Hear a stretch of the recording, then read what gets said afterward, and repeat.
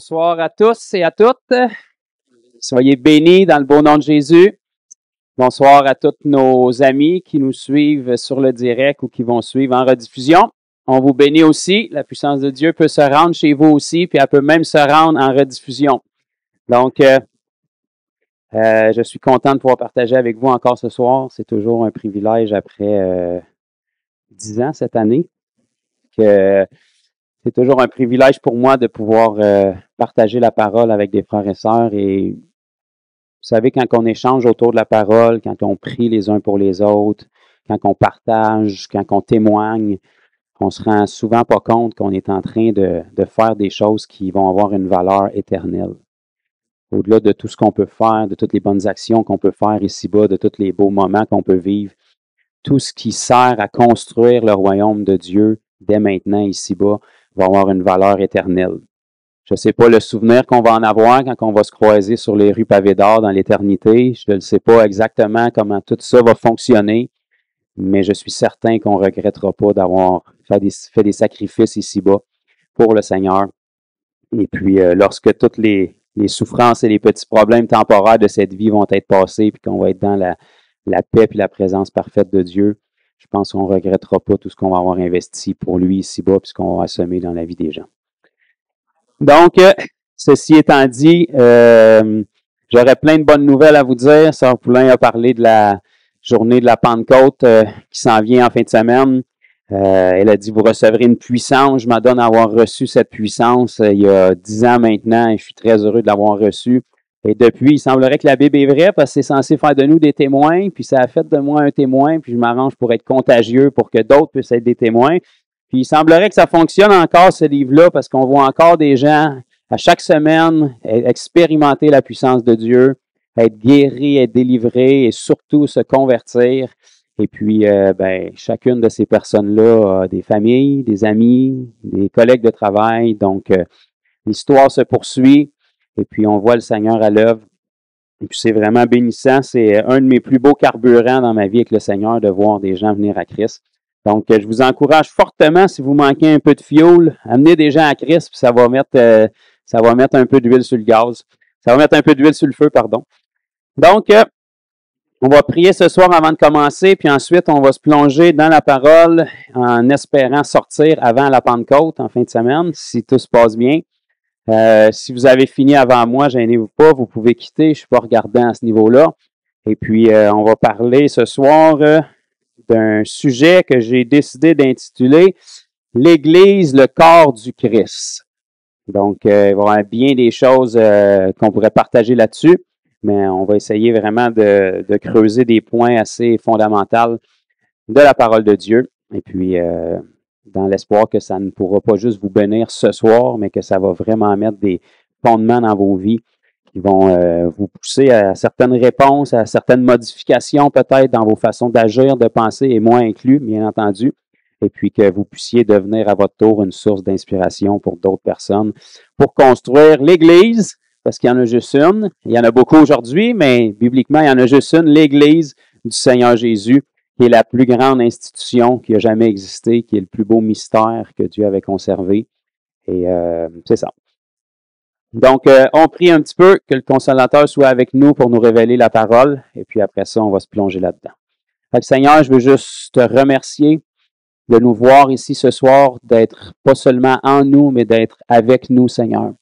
Merci, comme Sœur Poulain a partagé précédemment, pour le privilège qu'on a de pouvoir se rassembler encore dans la liberté, dans cette nation, Seigneur, pour pouvoir partager ta parole, d'avoir encore accès à ta parole, d'avoir ton précieux Saint-Esprit en nous qui vient révéler cette parole-là. Et ce même Esprit qui nous donne le vouloir et le faire, la crainte de Dieu pour lui obéir et puis changer notre vie, Seigneur, afin de s'ajuster avec ce que ta parole nous enseigne. Donc, on te remercie ce soir pour toutes les richesses de ta parole que tu vas nous apporter, que tu vas nous révéler, que ce ne soit pas une connaissance intellectuelle qui nous enfle d'orgueil, mais que ce soit vraiment une connaissance qui apporte révélation, Seigneur, qui apporte un zèle pour changer dans nos vies et que vraiment on accède à d'autres niveaux de liberté en toi, qu'on puisse devenir une source de liberté et qu'on puisse refléter ta gloire autour de nous, dans le précieux nom de Jésus. Amen. OK. Donc, on va ouvrir ce soir ensemble dans le livre d'Éphésiens, qui est une bonne église de laquelle on peut apprendre dans la parole.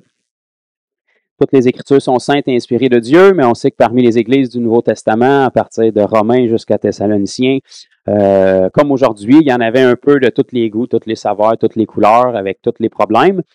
Vous savez, si l'Église avait été parfaite à cette époque-là, ben, on n'aurait presque pas de Nouveau Testament. Si on a un Nouveau Testament qui est majoritairement fait avec les lettres de Paul aux églises, c'était parce qu'il y avait des problèmes à corriger, parce que Jésus est parfait. Puis ce Jésus parfait-là venait vivre dans des gens qui étaient nés de nouveau, mais il ne devenait pas parfait du jour au lendemain, parce qu'on avance dans la perfection à la mesure où on obéit à ce que l'Esprit corrige en nous. Et puis, Paul, ben, son mandat, c'était d'instruire l'Église, comme la parole nous enseigne aussi que le peuple de Dieu dans l'Ancien Testament périssait par manque de connaissances. Eh bien, c'est la même chose dans le Nouveau Testament. Mais la parole nous enseigne aussi que c'est pas parce que la connaissance n'était pas disponible, c'était parce qu'il l'avait rejeté, la connaissance. Donc, en tant qu'enfant de Dieu, toute la connaissance nécessaire, on peut pas avoir la connaissance étendue que Dieu a, ok? Parce que si Dieu fitait dans notre cerveau 3,5 livres, ben, il serait pas Dieu. Mais on a suffisamment de connaissances à notre disposition pour être capable de mener une vie de piété agréable à Dieu et remplir notre mandat ici-bas sur terre en tant qu'ambassadeur de Christ. Donc, mon frère, tu veux-tu fermer ça? Gêne-toi pas. Je vois que je sais pas si c'est la gloire de Dieu qui brille sur toi ou c'est le soleil, mais je voudrais pas que tu te pognes un coup de soleil en écoutant la parole. Donc, tout ça pour dire que Éphèse était probablement, les étudiants bibliques s'entendent pour dire que c'était probablement l'église la plus spirituelle qu'on avait dans notre Nouveau Testament, du moins qui semblait être la plus avancée. On retrouve des révélations un peu plus profondes, un peu plus de viande, si on peut dire, dans la lettre aux Éphésiens que Paul nous a écrit. Et puis, dans le chapitre 1 d'Éphésiens, commençant au verset, on pourrait tout lire, puis ça serait vraiment bon, là, mais par contrainte de temps, je vais essayer d'y aller à l'essentiel. On va commencer au verset 3. Donc, Paul disait ici, « Béni soit Dieu, le Père de notre Seigneur Jésus-Christ, qui nous a bénis de toutes sortes de bénédictions spirituelles dans les lieux célestes en Jésus-Christ. » Ça commence bien une lettre, c'est encourageant. Puis l'Église d'Éphèse, il n'y avait absolument rien de différent au niveau du Saint-Esprit que ce que nous, on a aujourd'hui. Donc, on est béni de toutes sortes de bénédictions spirituelles dans les lieux célestes en Christ. Donc, ça veut dire que lorsqu'on ne vit pas dans les bénédictions qui sont censées être là, c'est parce qu'on n'est pas en Christ, ou on n'est pas né de nouveau, ou si on est né de nouveau, nos pensées ne sont pas ajustées avec celles de Christ, donc on croit des mensonges et on ne peut pas vivre pleinement ce que le Seigneur a pour nous. En lui, donc ici ça fait référence à Christ, en lui, Dieu nous a élus avant la fondation du monde pour que nous soyons saints et irrépréhensibles devant lui, nous ayant prédestinés dans son amour à être ses enfants d'adoption par Jésus-Christ, selon le bon plaisir de sa volonté, à la louange de la gloire de sa grâce qu'il nous a accordée en son bien-aimé. En lui, nous avons la rédemption par son sang, la rémission des péchés, selon la richesse de sa grâce, que Dieu a répandue abondamment sur nous par toute espèce de sagesse et d'intelligence. Je pourrais sauter ça, mais je veux quand même le lire parce qu'il y a comme bien des bonnes nouvelles là-dedans, là. Verset 9. Nous faisant connaître le mystère de sa volonté. OK, fait que ici au Québec, à cause de la religion, on est beaucoup dans une mentalité que les voies de Dieu sont profondes et impénétrables, puis on est toujours dans le flou, puis on ne sait rien, là.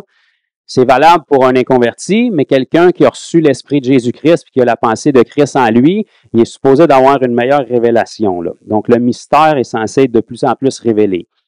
Ça nous dit ici, nous faisant connaître le mystère de sa volonté.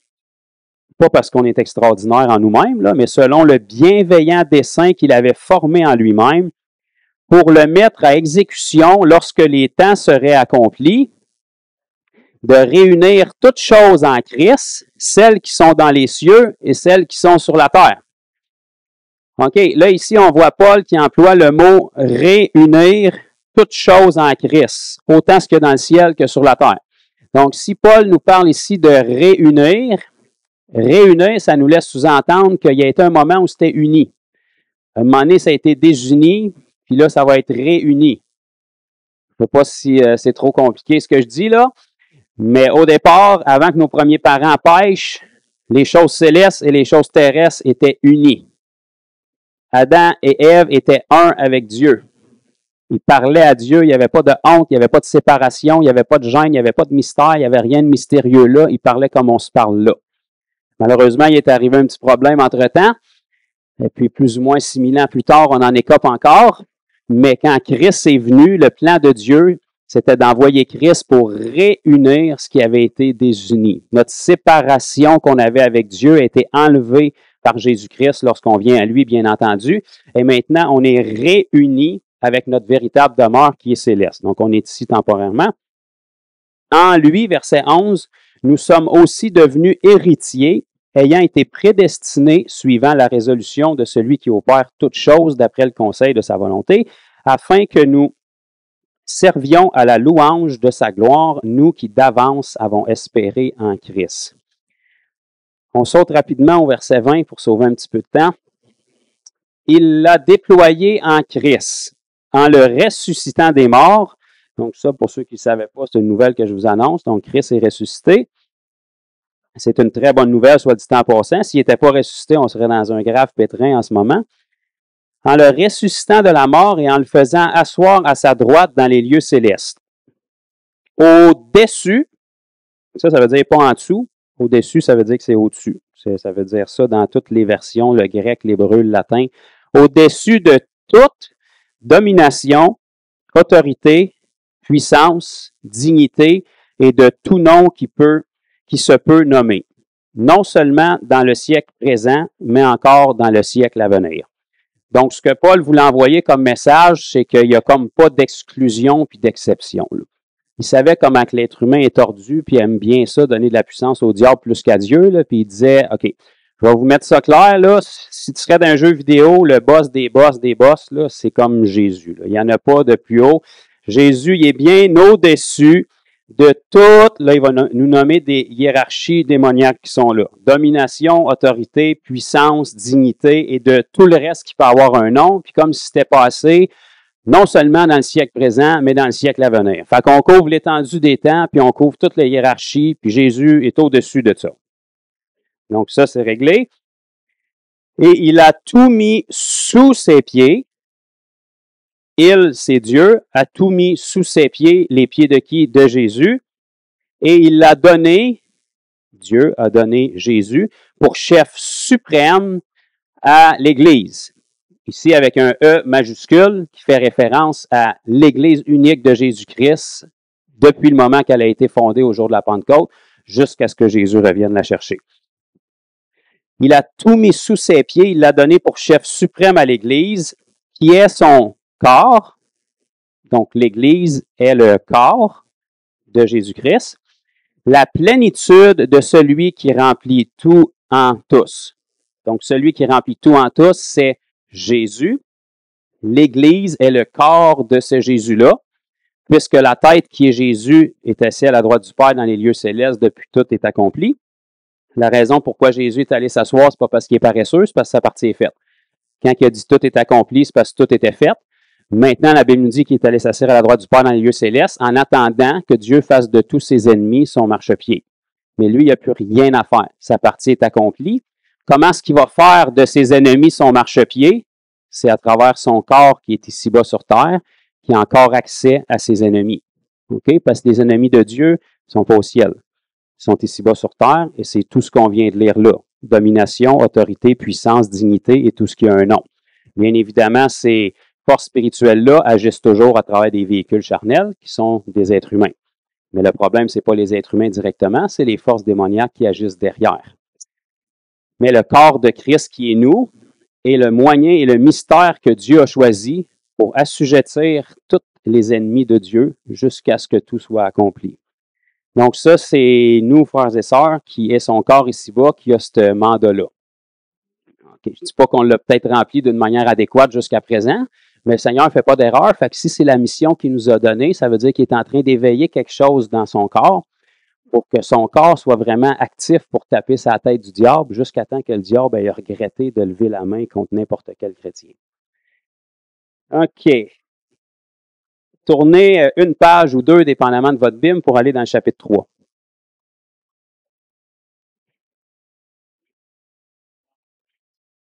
Éphésiens chapitre 3. Encore une fois, on pourrait tout le lire parce que c'est vraiment bon. Puis ça suit en passant. Vous savez que quand Paul a écrit ça, il a écrit une lettre d'un trait. Là. Fait qu'il y a une thématique, il y a une idée derrière ça. Il n'y avait pas de chapitre au moment où Paul a écrit ça. Donc ici, dans le chapitre 3, à partir du verset 8, on va voir Paul, on va reprendre la discussion où est-ce qu'il dit « À moi qui suis le moindre de tous les saints, cette grâce a été accordée d'annoncer aux païens ou aux non-juifs les richesses incompréhensibles de Christ. » Okay? Il était incompréhensible jusqu'à ce qu'elle nous soit annoncée et puis révélée. Et de mettre en lumière quelle est la dispensation du mystère caché. Okay? Oui, il y avait un mystère, puis oui, il était caché, mais Paul est venu par l'inspiration du Saint-Esprit pour mettre en lumière le mystère caché. Regardez bien ça, de tout temps en Dieu qui a créé toutes choses. Et là, on va retrouver un petit peu les mêmes termes que dans le chapitre qu'on vient de lire. Afin que les dominations et les autorités dans les lieux célestes connaissent aujourd'hui, par quoi? Par l'Église, la sagesse infiniment variée de Dieu. Fait que le mystère caché depuis tous les temps que le diable n'avait pas vu venir, ni aucun démon, ni aucun ange déchu, ni aucun être humain, même pas les prophètes de l'Ancien Testament. Il y avait une image floue, mais ils ne saisissaient pas vraiment l'étendue de ça. Ce mystère-là, c'est l'Église. L'Église qui est le corps de Christ ici-bas, qui n'est plus sur terre dans un corps, qui est retourné au ciel, mais qui vit ici-bas sur terre par son esprit dans une multitude de corps. Et cette Église-là, le plan caché que Dieu avait pour cette Église-là, c'était de se servir de cette Église-là pour révéler sa sagesse infiniment variée aux dominations et aux autorités qui sont dans les lieux célestes. Ça, c'est deux positions démoniaques qu'on a lues pas longtemps avant. Donc, Dieu se sert de nous pour vanter sa sagesse aux yeux de tous les anges dessus et de tous ceux qui ont chuté avec le diable et de toutes les principautés, dominations, etc., dans les lieux célestes. Lieu céleste ne veut pas nécessairement dire royaume de Dieu, veut dire d'autres dimensions spirituelles. Dieu, à travers son Église, il continue à remporter des victoires sur le diable et à révéler sa grande sagesse à travers les âges, quand son Église fait son travail, bien entendu. On continue un petit peu. Verset 11, « Selon le dessein éternel qu'il a mis à exécution par Jésus-Christ notre Seigneur, en qui nous avons, par la foi en lui, la liberté de nous approcher de Dieu avec confiance. » Chose que les hommes et les femmes dans l'Ancien Testament n'avaient pas. Certains hommes arrivaient à s'approcher de Dieu jusqu'à un certain point, mais c'était loin d'être avec confiance. C'était plus avec une grande crainte et un grand tremblement de perdre leur vie. Et puis, ils pouvaient la perdre aussi, puis il y en a qui l'ont perdue aussi. Mais maintenant, par Jésus-Christ, dans la sagesse extraordinaire que Dieu avait, on a la possibilité de s'approcher de Dieu avec confiance. Pourquoi? Parce que ce qu'on avait à craindre de Dieu, qui était le jugement de nos péchés, ces péchés-là ont été enlevés. Non seulement ils ont été enlevés, mais la source du problème qui nous amenait à pécher a été corrigée. On n'a pas juste été réparé, on a été transformé et régénéré. Il a pris notre nature de péché qui régnait, il a mis une nouvelle nature sainte en nous, puis maintenant il nous donne la capacité, si on veut, de marcher avec cette nature sainte-là et de produire des fruits de sainteté. Bien qu'on ait encore la capacité de lui désobéir et de marcher dans notre nature charnelle, ça c'est notre décision parce qu'on n'est pas des robots. Dieu est un Dieu d'amour qui nous laisse le libre arbitre. Quand il nous a sauvés, il nous a donné la capacité de marcher avec une nature divine.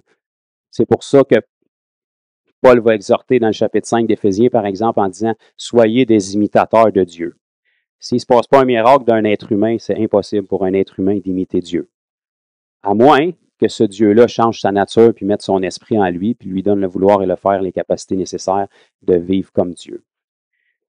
Donc, l'Église de Christ est la façon première que Dieu avait planifié dans son mystère pour être capable de corriger tous les mauvais esprits et toutes les hiérarchies qui sont là, pour montrer sa sagesse, pour prendre les gens mêmes que le diable utilisait pour faire le mal, les gens mêmes que le diable utilisait pour détruire, les gens mêmes que le diable utilisait pour torturer et faire souffrir, prendre ces gens-là, les arracher du royaume des ténèbres, leur donner un nouveau cœur, puis que ces gens-là que le diable utilisait avant se revirent contre lui, puis maintenant dominent sur le diable et saccagent son royaume. Ça, c'est la sagesse qui était cachée en Dieu depuis toute éternité.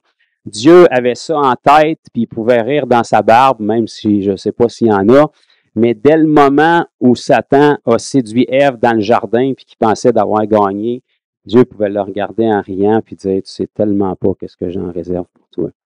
Il voyait déjà dans l'étendue des temps l'Église qui, lorsque Christ écraserait la tête du serpent par son sacrifice à la croix puis qui serait semé dans la terre, tu sèmes un fils dans la terre, qu'est-ce que tu vas récolter? Une multitude de fils et de filles qui s'appellerait l'Église de Christ. Et il voyait déjà la semence qui allait sortir de cette femme-là, écraser la tête du serpent, se multiplier et devenir l'outil, le mystère caché que Dieu utiliserait pour faire payer au diable qu'est-ce qu'il a fait. Moi, je commence à être excité, mais on va continuer.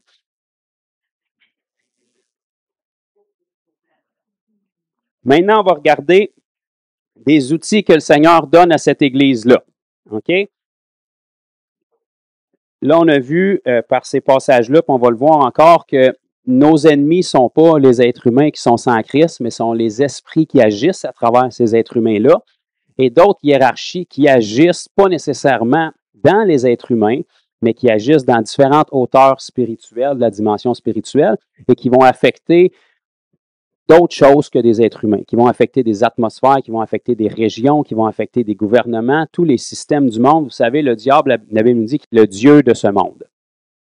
Donc, la création, ultimement, appartient à Dieu, mais les systèmes et les fonctionnements ici-bas sont dirigés par le diable. Ça, je pense que je n'ai pas besoin de vous faire un dessin. Là. Si vous faites allumer votre TV 5-10 minutes, vous allez voir un petit peu où est-ce qu'on s'en va.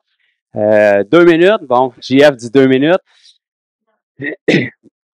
Donc, le diable n'a rien inventé non plus. Donc, il prend ce qu'il a connu avant sa chute et il le pervertit. Donc, tout le système qu'il a connu dans le royaume de Dieu, il essaie de le reproduire ici-bas et il prend toutes les choses que Dieu a créées et il les pervertit à son usage.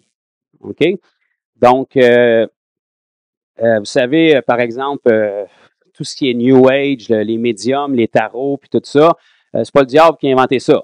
OK? Il a vu les prophètes que Dieu avait créés, il a vu le don de prophétie, puis il l'a perverti pour faire des médiums et d'autres choses.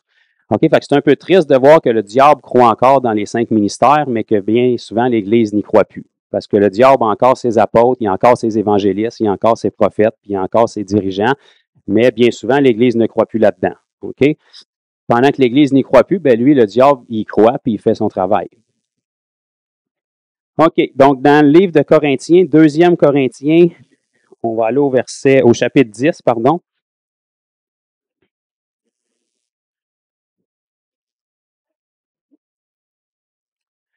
« 2 Corinthiens 10, commençons au verset 3. 2 Corinthiens 10, 3.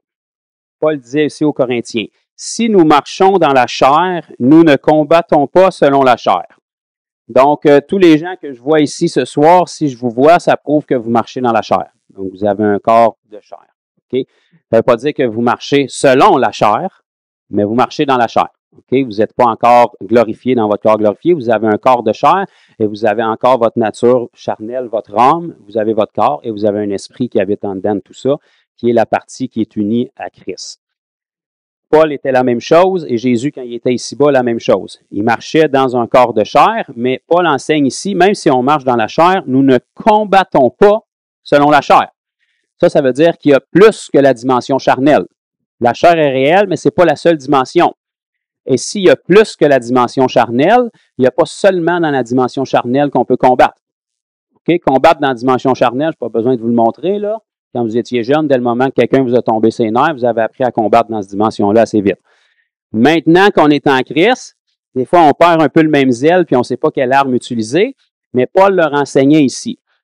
Verset 4. « Les armes avec lesquelles nous combattons. » Bon, fait que dès le moment là, qu'on analyse ce qu'on vient de dire, là, on vient de mettre un peu ça à dérape une grande partie de l'Église moderne, là, parce qu'il n'y a pas grand monde souvent qui combattent, ils sont plus sur un bateau de croisière, puis ils flottent là, dans un monde de licornes, puis de libellules, là, puis d'éléphants roses, mais Paul, ici, il a de l'air à prendre pour acquis que les armes avec lesquelles nous combattons.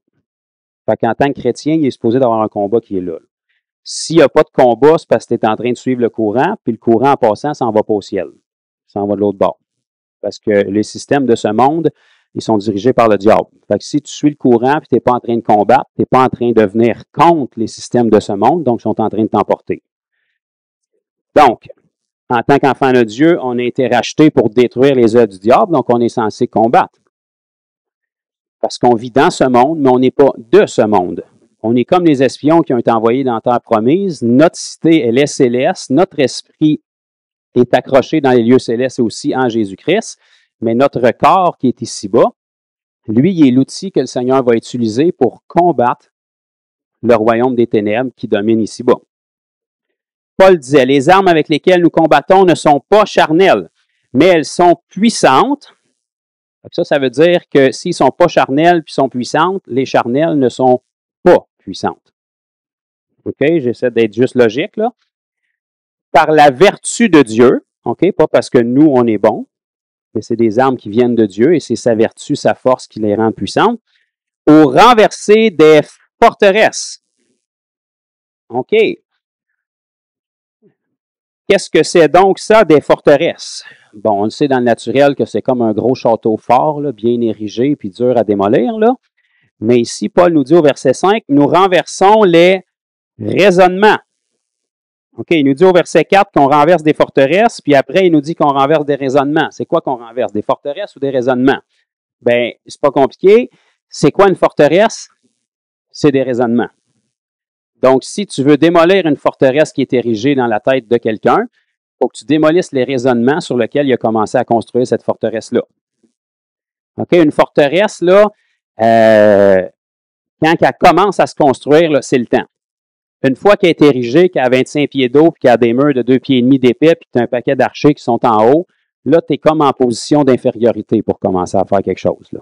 OK? Parce que les soldats qui sont en haut, même s'ils sont très, très peu compétents, c'est ceux qui sont en position de pouvoir. Là.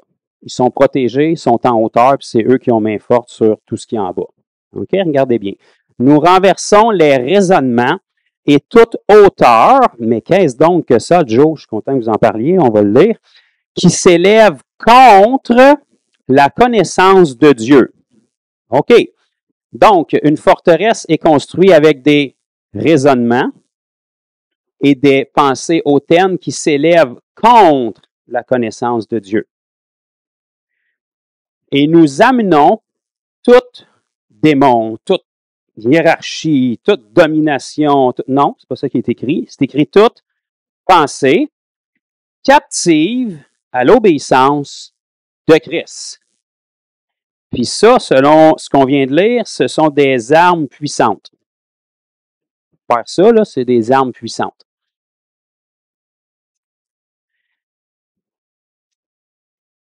Qu'est-ce que ça veut dire dans le concret? Il y a une place pour la délivrance en tant qu'enfant de Dieu. Une façon d'endommager le royaume des ténèbres, c'est la délivrance. C'est le premier mandat d'un croyant, selon Marc 16. Voici les miracles qui accompagneront ceux qui auront cru. Numéro 1, en mon nom, ils chasseront les démons. OK? Fait qu'en partant, si tu es un croyant, c'est un prérequis, puis c'est le numéro 1 selon l'Évangile de Marc. Fait qu'aujourd'hui, vous le savez comme moi qu'on a encore un gros problème, parce que tu as la moitié de l'Église qui ne croit plus dans les démons, puis tu as l'autre moitié qui en ont peur. Fait qu'il n'y en a pas beaucoup qui se font chasser. Mais, mettons qu'on veut faire l'Église de la parole, là, en chassant les démons, c'est une façon excellente d'endommager le royaume des ténèbres et puis de regagner du terrain. OK? Quand les disciples sont revenus vers Jésus, ayant guéri les malades et chassé les démons, Jésus a dit, je voyais Satan tomber du ciel comme un éclair. OK? Il y avait des dommages qui avaient été apportés. OK? Non seulement, quand tu vas chasser un démon, non seulement tu rends une personne libre, mais tu es en train de rendre un mauvais esprit sans abri. Parce que là, il a perdu sa demeure. Et dès le moment qu'il a perdu sa demeure, ben là, il y a un espace qui a été libéré. Et non seulement l'espace a été libéré, il a perdu son véhicule pour opérer ici-bas, parce qu'un démon qui est spirituel ne peut rien faire ici-bas tant qu'il n'y a pas de véhicule charnel à travers lequel passer. OK, vous comprenez ça? Ceux qui sont tellement acharnés sur des objets, sur des êtres humains, sur des animaux ou X, parce que leur dimension spirituelle ne peut pas connecter avec la nôtre s'ils n'ont pas de véhicule charnel. Même chose pour Dieu en passant. C'est pour ça qu'il a besoin de vous. Le royaume de Dieu est dans la dimension spirituelle. Pour venir influencer légalement la dimension charnelle ici, il a besoin de passer à travers des véhicules charnels.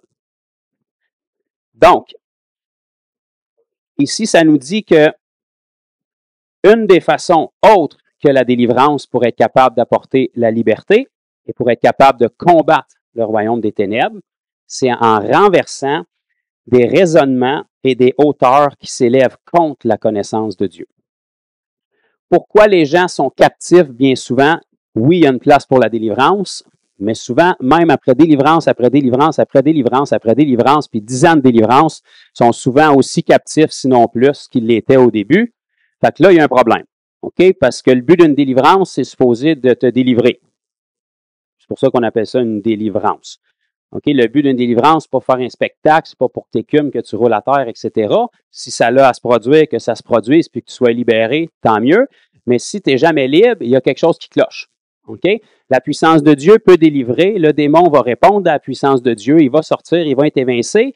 Il y a un autre point qu'il faut comprendre aussi, c'est que le démon, il était là pour une raison, surtout dans la vie d'un chrétien. OK? Les démons, ce n'est pas fait pour les chrétiens. Pourtant, aujourd'hui, on sait qu'il y en a beaucoup qui sont oppressés et qui sont même obsédés dans leur âme par des démons. OK? Ça veut dire qu'il y a quelque chose qui lui a permis d'être là.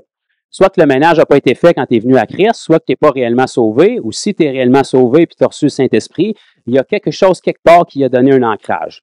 Il y a quelque chose quelque part qui a permis de mettre une brique, puis au fil des ans, une autre brique, puis une autre brique, puis une autre brique, puis ça fait 10 ans, 15 ans, 20 ans que tu es chrétien, puis là, ce n'est pas 2 briques que tu as, c'est une forteresse que tu as. OK? Puis ce que tu as besoin, ce n'est pas d'encore plus de délivrance puis d'eau bénite sur la tête, c'est que la forteresse soit exposée et que la raison sur laquelle cette forteresse-là a été fondée, qui est quelque part un mensonge, doit être repéré puis doit être réglé. OK? Une forteresse, ça a l'air très, très imposant quand tu vois ça, puis ça a l'air imprenable. Mais la bonne nouvelle, c'est que la Bible nous dit qu'on a des armes qui nous sont données qui sont puissantes et qui peuvent renverser les raisonnements. Le raisonnement, c'est ce qui est à la fondation de la forteresse. Tu n'as pas besoin de t'attaquer à toute la forteresse, là. Trouve le faux raisonnement sur lequel le démon a construit dans la vie de quelqu'un, attaque la fondation, tout va s'écouler, puis la personne va être libre. Fait que j'ai eu pas un amen, j'ai eu comme un Ça veut dire, je réfléchis à ça. De là l'importance de connaître la parole, parce que sans la parole, on ne peut pas savoir sur quoi construire. OK? Ça nous dit ici qu'un raisonnement ou un faux raisonnement sur lequel une forteresse va se fonder, c'est une pensée qui s'élève contre la connaissance de Dieu. OK? Les gens qui sont les plus esclaves sur des fausses doctrines ou qui sont les plus liés, c'est souvent des gens qui ont mûri ça depuis des années. Il y a un mensonge qui s'est établi dans la vie de quelqu'un, une fausse doctrine qui s'est établie dans la vie de quelqu'un, puis plus ça fait longtemps qu'ils vivent leur vie chrétienne là-dessus, plus la forteresse s'est érigée, puis plus ils sont captifs. Ça doit être corrigé le plus tôt possible. OK? Dès le moment qu'il y a une pensée sur la guérison qui bifurque de ce que la parole dit, il faut tasser ça de là, parce que le diable, s'il y a un faux raisonnement qui est là, il y a une forteresse qui commence à se construire. N'importe quelle pensée qui n'est pas amenée captive à l'obéissance de la parole, même si toute ton Église pensait d'autre chose, puis tout ton entourage pensait d'autre chose, si la parole dit d'autre chose, si cette pensée-là n'est pas prise captive, tu peux être garanti qu'il y a une forteresse qui commence à se construire. Puis plus longtemps, puis plus d'années tu vas passer avec cette fausse doctrine-là qui n'est pas corrigée, plus la forteresse va s'ériger, puis plus ça va commencer à affecter d'autres sphères de ta vie. OK. Gardez un petit signet là, dans ce place-là, puis on va traverser dans Éphésiens 6. Ce fameux passage que vous connaissez où est-ce que Paul parle de l'armure du croyant. L'armure du croyant, ça fait soldat, ça veut dire on s'en va à la guerre, ça va être le fun. Regardez bien quel genre de guerre est-ce qu'il nous parle ici dans Éphésiens chapitre 6. Commençons au verset 10. Au reste, fortifiez-vous dans le Seigneur par sa force toute puissante. Bon, ça, c'est une bonne nouvelle. Donc, il y a un peu les mêmes propos que ce qu'on vient de lire dans Corinthiens, où est-ce qu'il disait les armes avec lesquelles vous combattez ne sont pas charnelles, mais sont puissantes. Inquiétez-vous pas, il y a un combat à mener. Si vous ne saviez pas que vous étiez supposé combattre, je vous l'apprends, mais les armes que vous avez sont puissantes. Il n'y a rien à craindre, je vais vous montrer comment vous en servir. Ici, il commence un petit peu de la même façon. Hey, prenez courage, fortifiez-vous par sa force toute puissante. Revêtez-vous de toutes les armes de Dieu afin de pouvoir tenir ferme contre les ruses du diable. Ah, ça veut dire que si tu vis ta vie chrétienne d'un monde de licornes et d'éléphants roses, faut que tu réalises que le diable, il a des ruses, puis il t'aime pas. Puis ça devrait être réciproque. Si tu es trop chum avec le diable, il y a peut-être quelque chose qui cloche. OK? Revêtez-vous de toutes les armes de Dieu afin de pouvoir tenir ferme contre les ruses du diable. Car nous n'avons pas à lutter contre la chair et le sang. Fait que vous voyez, Paul n'était pas bipolaire. Il y a les mêmes propos qu'il y avait tantôt dans Corinthiens. Nous n'avons pas à lutter contre la chair et le sang, mais contre quoi donc? Je suis content que vous en parliez, on va le lire. Exactement la même chose que Paul a énuméré tantôt. Les dominations, les autorités, les princes de ce monde de ténèbres contre les esprits méchants dans les lieux célestes. Encore une fois, vous comprenez que quand la Bible emploie le mot lieu céleste, ça ne signifie pas que le royaume de Dieu. OK? Parce qu'il y a différentes hauteurs dans les lieux célestes. Puis les anges déchus ne sont pas tous les démons qu'on voit ici sur Terre. Ça, c'est une forme, mais il y a d'autres hiérarchies qui sont là. Donc, il nous dit ici qu'on doit lutter contre ça. OK? Domination, autorité. Wow! Ça va être extraordinaire. On a une épée, on a le casque, puis on a toute la patente, on est tout armé, on est prêt à aller à la guerre. C'est pourquoi prenez toutes les armes de Dieu afin de pouvoir résister dans les mauvais jours et tenir ferme après avoir tout surmonté. Donc ça, c'est des armes qui nous sont nommées ici, qui forment l'armure du croyant. Et la façon dont on peut utiliser ces armes-là, c'est ce qu'on a lu tantôt dans Corinthiens, pour être capable d'amener toute pensée captive à l'obéissance de la parole de Dieu. C'est-à-dire que toutes ces hiérarchies-là qu'on a lues, la seule façon qui peut venir vous affecter ici-bas concrètement pour ruiner votre vie, c'est avec un mensonge qui va être émis par quelqu'un, ou peu importe la façon qui rentre dans votre vie, un faux raisonnement, OK? Une partie de la Bible mais tordue, OK? L'ennemi va commencer avec une vérité jusqu'à ce que jusqu'à ce que vous y croyez, puis après, il va la tourner en mensonge. OK? C'est comme ça que le royaume des ténèbres fonctionne, c'est comme ça que le New Age fonctionne. Ils prennent la vérité jusqu'à ce que vous ayez suffisamment confiance que là, ils te le tordent en mensonge. OK? Quand le diable est allé tenter Jésus dans le désert, il a commencé avec la Bible. La Bible est la vérité. Il a pris la vérité jusqu'à ce que ça semble attirer confiance et là, il a tordu en arrière.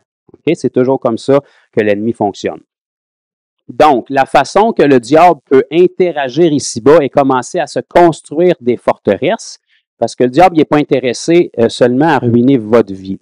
OK? Vous n'avez pas vraiment de valeur à ses yeux, pas plus que n'importe quel être humain. Lui, il a une vue d'ensemble et il veut construire des forteresses. Il veut construire son royaume. Il veut garder le monde esclave. OK? L'image qu'on a de ça dans l'Ancien Testament, c'était Pharaon en Égypte et le peuple d'Israël.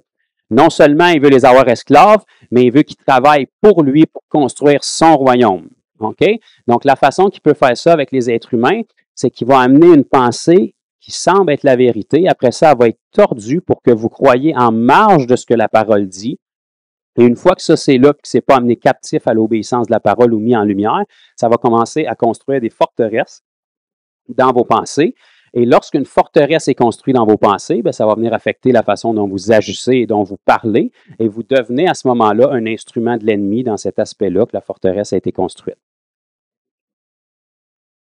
Le diable peut utiliser chrétien comme non-chrétien. Là. Un chrétien rempli du Saint-Esprit qui croit un mensonge qu'il y a une forteresse qui s'est construite, le diable peut parler à travers lui exactement comme il parle à travers un inconverti. OK? Le même Pierre qui a eu la révélation que Jésus était le Fils de Dieu, là, ben, tu tournes une page plus loin, là, puis c'est le même Pierre que Jésus lui a dit « Arrière de moi, Satan ». Okay? Pourtant, Pierre n'était pas Satan. Mais il lui a dit « Arrière de moi, Satan » parce que tes pensées ne sont pas celles de Dieu. S'il n'était pas celle de Dieu, ça veut dire qu'il était celle du diable. Donc, un être humain qui pense comme le diable, c'est pareil comme si c'était le diable en personne qui parle. C'est pareil comme si c'était le diable en personne qui agit. Parce que le diable en personne ne peut rien faire ici-bas tant qu'il ne peut pas passer par un véhicule. OK? Tu sais, le diable dans le jardin d'Éden, là, s'il était si fort que beaucoup de chrétiens semblent lui donner de l'importance, là, il aurait pris un gorille, comme animal, puis il serait allé forcer Ève à manger le fruit. Mais il n'a pas fait ça. OK? Parce qu'on s'entend que même si Ève était très en forme et très forte, là, techniquement, un gorille est censé être plus fort. C'est pas ça qu'il a fait. Pourquoi? Parce qu'il n'a pas ce pouvoir-là. OK? Il ne peut pas forcer les êtres humains à faire quelque chose initialement, de la même manière que Dieu ne peut pas forcer. Il doit être capable de trouver une place dans cet être humain-là. Et la première façon où il peut se loger dans un être humain, c'est par ses pensées. Donc, il a pris un animal pour tenter de venir séduire, la Bible nous dit dans Corinthiens, Ève dans ses pensées. Et une fois que les pensées sont en marge de ce que Dieu veut, bien, les actions vont être conséquentes. Okay? Parce que la Bible nous dit, car tel un homme pense, tel il est. Même chose pour une femme. Telle une femme pense, telle elle est. Donc, le diable ne peut pas contrôler tes actions initialement, mais il peut s'attaquer à ce qui produit tes actions. Ça, c'est tes pensées. Donc, s'il peut t'amener à penser différemment de Dieu, bien, tes actions vont être conséquentes. Puis là, tu vas penser que tu as besoin de délivrance. Puis mon frère, je suis rendu avec une légion. Je trouve qu'il y en a beaucoup des légions aujourd'hui. Pourtant, légion, dans la Bible, on le voit une fois, il était tout nu dans son caca, puis il restait dans des grottes puis des tombes. Aujourd'hui, tout le monde a des légions, mais pourtant, ils travaillent, ils sont bien habillés, ils font toutes leurs affaires. Fait que oui, il y a une place pour la délivrance, mais oui, il y a une place pour croire sur quoi le mensonge a été construit, puis qu'est-ce qui fait que tu es oppressé comme ça, puis que tu es pris dans ta vie. Il y a quelque chose qui cloche au niveau de ta croyance. Puis dans la majorité des cas, quand tu t'assis avec des gens qui sont pris constamment avec des problèmes et qui ne sont jamais délivrés, en parlant avec eux autres, tu te rends compte assez vite, en dedans de 5-10 minutes, qu'ils ont un très, très grand diable puis un très, très petit Jésus, même si des fois ils sont chrétiens.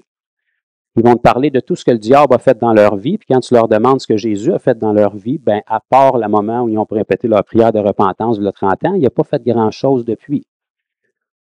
Pourtant, alléluia, c'est mon Seigneur et Sauveur. Bien, t'es sûr, parce que là, t'écouter parler, tu sembles plus faire la promotion de ce que le diable est capable de faire, là. Parce que ton Seigneur est Sauveur, puis il n'a rien fait dans ta vie depuis 30 ans, mais le diable a de l'air de te barouetter par la tête du matin jusqu'au soir, là, depuis les dernières années. Fait qu'il y a peut-être quelque chose qui cloche, là. Ta croyance est peut-être construite sur quelque chose qui cloche, là. OK? Comment tu t'es enseigné? Combien de temps tu passes dans la parole? Qui est-ce qui t'enseigne la parole? Ou personne ne m'enseigne, c'est le Saint-Esprit. OK? OK. OK, le problème, c'est que Jésus lisait la parole lui aussi, fait que il aurait pu laisser tomber la parole à l'époque puis laisser le Saint-Esprit l'enseigner, mais ça a l'air que lui, il grandissait dans la parole aussi, puis il faisait la lecture des livres saints aussi. Fait que ça se peut qu'il y ait beaucoup de choses qui clochent, là. Puis généralement, par expérience, je vois souvent qu'il y a beaucoup de choses qui clochent dans la vie de ces gens-là. Donc, si la délivrance ne te rend pas libre, il devrait avoir une autre façon pour te rendre libre. C'est parce qu'il y a une pensée qui t'a laissé aller. Il y a une pensée qui s'est élevée au-delà de la connaissance de Christ. Ça peut être dans le domaine de la guérison, ça peut être dans le domaine de la sanctification, ça peut être dans le domaine de la liberté du péché. Exemple, beaucoup de chrétiens vont croire qu'on est toujours pécheur. Pauvre pécheur sauvé par grâce. Bien, 10 ans après, quand t'es voué, ils sont encore dans le péché, puis ils n'ont pas avancé parce que tu as selon ta foi. OK? Donc, si cette pensée-là n'est pas tenue captive, puis ils ne saisissent pas qu'on n'est plus pécheur, on était pécheur, mais on a été rendu saint. On a une capacité de pécher encore, mais ce n'est plus notre identité. Okay? Un pécheur, c'est son identité. Il n'a pas le choix de pécher. Un enfant de Dieu, il a une nouvelle identité. Il a encore une capacité de pécher, mais ce n'est plus son identité. C'est lui qui choisit de se mettre sous l'esclavage du péché ou de marcher dans la sainteté. C'est son choix, c'est plus une obligation. On n'est plus esclave du péché. On était esclave du péché. On est devenu esclave de Christ. Si tu veux te remettre sous l'esclavage du péché, Dieu va te laisser faire. C'est ta décision. Mais si tu comprends que tu es un enfant de Dieu, que tu n'es plus pécheur, que tu es un saint et qu'au lieu de passer ton temps à garder tes yeux sur le péché, tu gardes tes yeux sur les choses d'en haut, mais tu vas avoir une vie selon ce sur quoi tu mets tes aspirations. Ce que tu contemples, c'est ce qui va être élevé dans ta vie, c'est ce qui va être honoré dans ta vie. Si tes yeux sont constamment sur les œuvres du diable, wow, j'ai un reverb là. Si tes yeux sont constamment sur les œuvres du diable, bien, tout ce que tu vas faire, c'est les œuvres du diable. Si tu te lèves le matin et tu penses, faut pas que je pêche, faut pas que je pêche, faut pas que je pêche, faut pas que je mente, faut pas que je vole, faut pas que je sac, la première affaire que tu vas faire, c'est ça. Parce que c'est ce qui occupe tes pensées. Dis à un enfant, touche pas à ça, puis sors de la pièce. C'est quoi la première affaire qu'il va toucher? L'affaire que tu lui as dit, parce qu'avant que tu y en parles, il ne l'avait même pas vu. Tu as mis son attention dessus, c'est plus fort que lui, il va aller toucher à ça. OK? Ce qui occupe tes pensées, c'est ce qui va dicter tes actions. Donc, c'est pour ça que la Bible nous encourage dans Colossiens à ne pas mettre nos yeux sur les choses d'ici-bas, les choses terrestres, mais à mettre nos yeux sur les choses célestes. Que tout ce qui est Honorable soit le fruit de vos pensées, les choses célestes, les choses du royaume de Dieu, les choses à venir, le mandat que Dieu nous a donné. On médite la parole. On remplit notre tête des choses de Dieu. Et lorsque nos pensées sont sur quelque chose, bien, nos actions vont être conséquentes. OK? La Bible nous dit, gardez votre cœur plus que toute autre chose. Ça veut dire qu'il ne faut pas qu'il y ait de fausses doctrines qui soient là. Si une doctrine ou une croyance dans notre vie ne produit pas les fruits qu'on peut voir dans la Bible, même si elle semble bonne, même si elle est crue par tout le monde, elle n'est pas de Dieu. C'est simple, simple, simple de même. Tu veux savoir où est-ce qu'il est la vérité porte du fruit. Pas du fruit selon le monde, du fruit selon la parole de Dieu. Ta doctrine sur la guérison ne produit pas de guérison, il y a quelque chose qui cloche avec ta doctrine. Simple, simple, simple. Même si le gars qui te l'enseigne, c'est un universitaire de 15 ans et qui a 12 bacs, ici, ça ne produit pas de fruits, il y a quelque chose qui cloche. Si ta doctrine sur la vie chrétienne ne produit pas une vie de liberté, il y a quelque chose qui cloche. Pourquoi un chrétien peut être libre puis l'autre n'est pas libre? Puis ils ont le même Jésus, ils ont le même Sauveur, puis ils ont le même ciel qui les attend. La seule chose qui peut varier, c'est la croyance.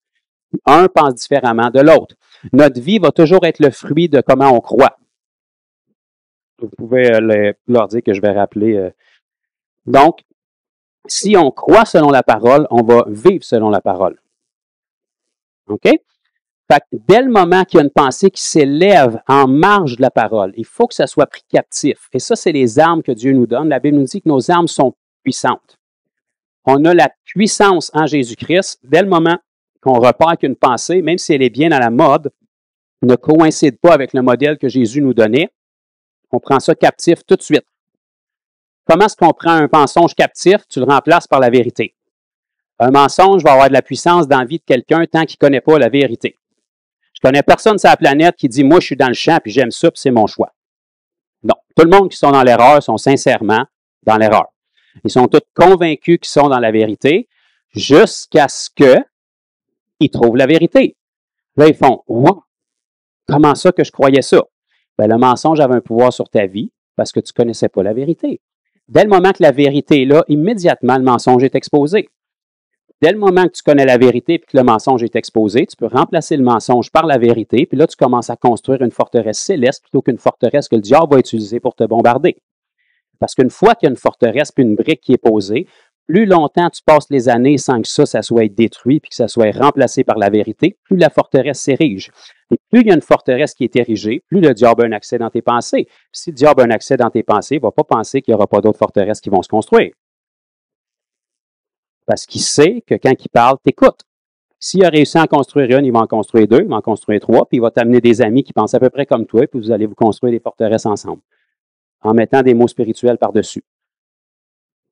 Puis 10 ans après, vous allez être plus esclave que vous l'étiez il y a 10 ans, puis à chaque fois que vous vous rencontrez pour faire de la prière, tout le monde lèche les plaies de tout le monde, mais personne n'est guéri, puis on se construit des forteresses, mais personne n'est libre, puis personne ne ressort de là grandi à l'image de Christ.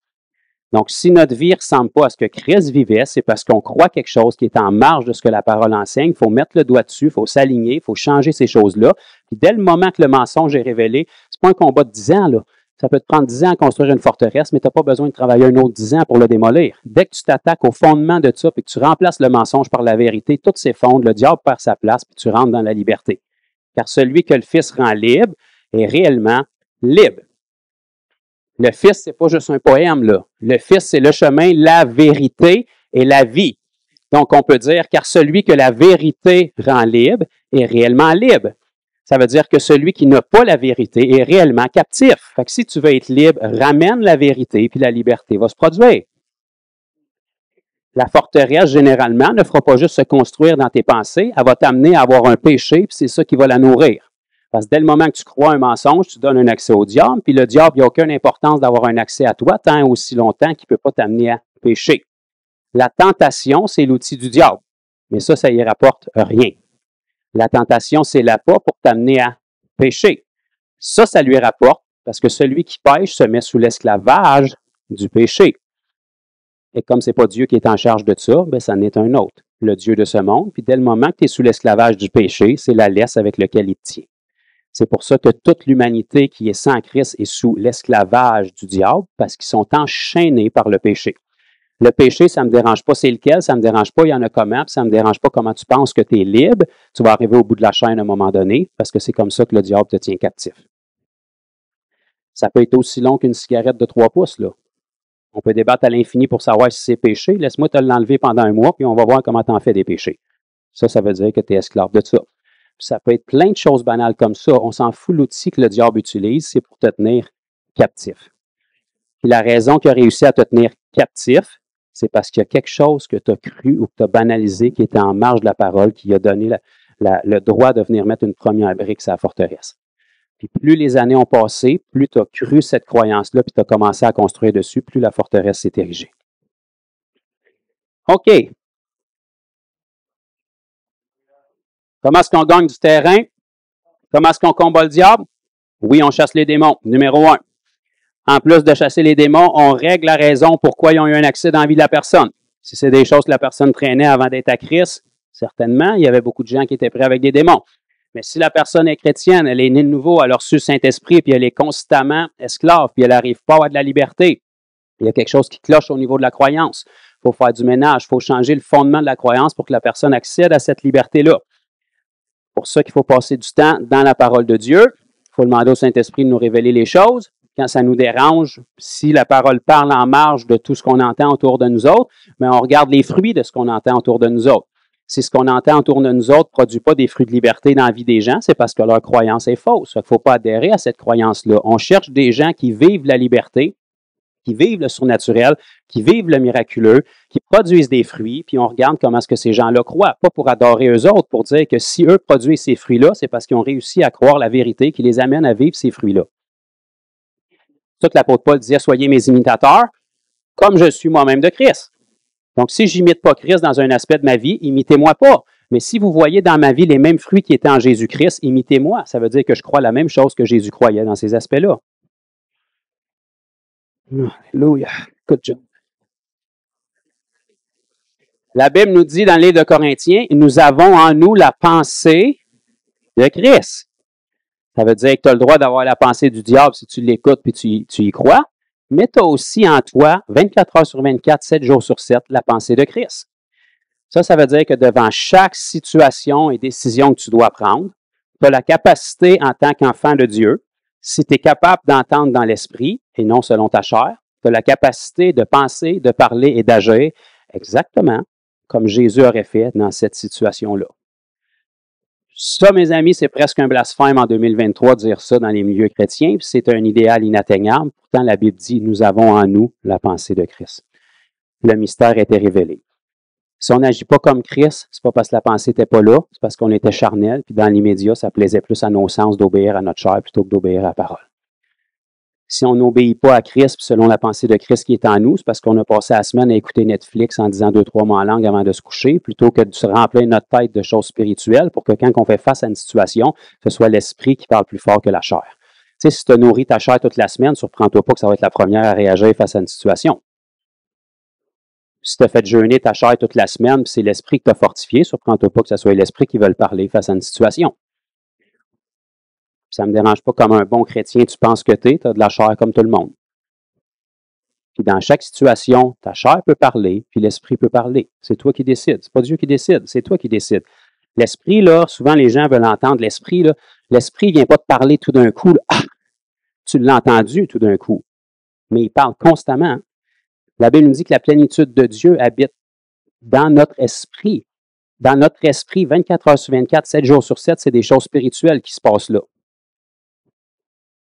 C'est de là qu'émergent les langues en passant quand on parle en langue. Hein? C'est pour ça qu'on n'est jamais à court de langue. Si on est baptisé du Saint-Esprit, dans notre esprit, c'est un puits sans fin.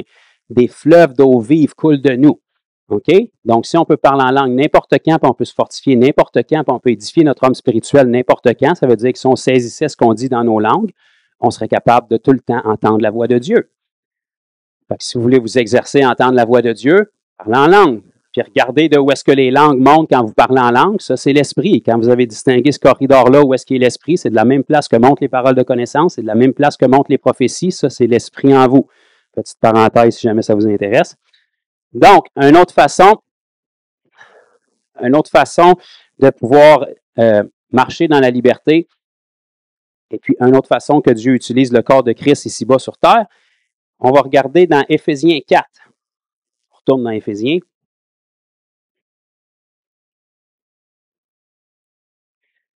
Donc, l'Église du Seigneur Jésus, on a vu juste un petit récapitulatif que c'était le mystère qui était caché en Dieu depuis tous les temps, que Dieu avait gardé caché pour révéler à la fin des temps, qui allait être l'outil que Dieu utilise pour être capable de détruire les œuvres du diable ici-bas, pour être capable de démolir les forces spirituelles dans les lieux célestes. Et c'est à travers son Église qu'il voulait être capable de faire des ennemis de Christ son marchepied.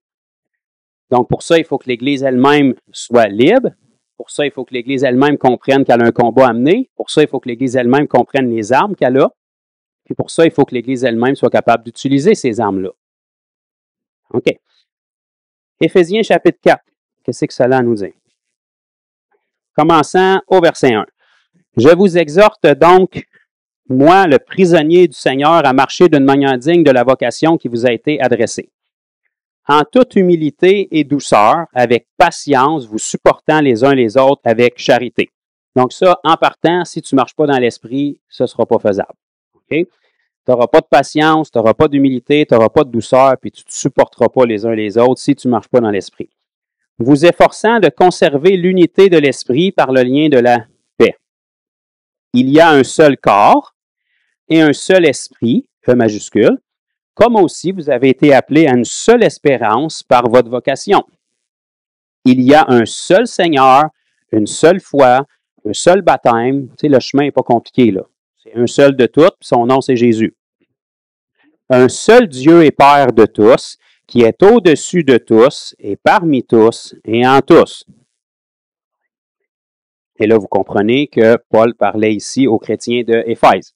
C'est pour ça qu'il disait, il est en tous. Maintenant, à chacun de nous, la grâce a été donnée selon la mesure du don de Christ. C'est pourquoi il est dit, étant monté en haut, parce que vous le savez, Jésus, après sa résurrection, il n'est pas resté dans le séjour des morts, il est remonté en haut pour aller s'asseoir à la droite du Père.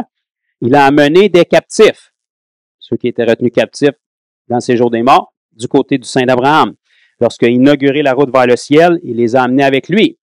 Mais il ne nous a pas laissés toutes seuls. Ça nous dit, et il a fait des dons aux hommes. Jésus a dit à ses disciples dans les évangiles, il est préférable pour vous que je m'en retourne auprès du Père, car une fois que ça va être fait, je vous en enverrai un autre, le Consolateur, le Saint-Esprit. Le Saint-Esprit n'est pas arrivé bredouille, il est arrivé avec des dons. Il est arrivé avec les 9 dons du Saint-Esprit qu'on trouve dans 1 Corinthiens 12, que vous connaissez probablement, mais il est arrivé aussi avec 5 dons ministériels qu'il a confiés à l'Église. C'est ce qu'on s'apprête à lire ici. Donc ça, c'est pas fait pour gouverner et faire des superstars. La Bible dit que c'est des dons. C'est pas des dons que Dieu a fait à des personnes spécifiques seulement pour eux. C'est des dons que Dieu a fait à ces personnes-là pour en faire bénéficier le corps de Christ. Or, que signifie il est monté? Sinon qu'il est aussi descendu dans les régions inférieures de la terre. Donc ça s'est fait quand Jésus a été crucifié. Dans les 3 jours jusqu'à ce qu'il ressuscite, c'est là qu'il est descendu. Celui qui est descendu, c'est le même, qui est monté au-dessus de tous les cieux afin de remplir toutes choses. Et voilà maintenant les dons qu'il a fait aux hommes. Et il a donné les uns comme apôtres, les autres comme prophètes, les autres comme évangélistes, les autres comme pasteurs et docteurs. Ça, selon Dieu, c'est des dons.